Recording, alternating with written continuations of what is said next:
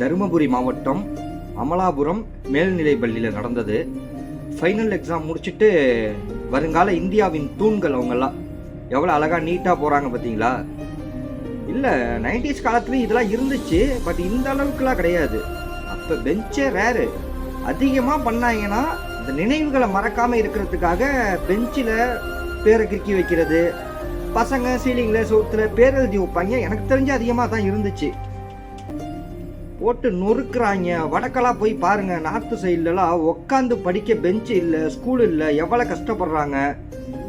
இங்கே இருக்கிறத வச்சு இங்கே நமக்கு கம்மியாக நமக்கு கிடைக்கிறதே கம்மி தான், பட் இருக்கிறத வச்சாவது நம்ம மெயின்டைன் பண்ணணும். இந்த மாதிரி படிக்கிற பிள்ளைங்க இந்த மாதிரி பண்ணால் என்ன ஆகுறது? இப்போ அடுத்து வரவங்க எங்கே உட்காருவாங்க, எப்படி படிப்பாங்க? கண்டிப்பாக இந்த செயலெலாம் பார்க்கும்போதே மனசுக்கு கஷ்டமாக இருக்குது. நீங்கள் என்ன நினைக்கிறீங்கிறத கமெண்ட்டில் சொல்லுங்கள். நான் உங்கள் ஜே. நன்றி.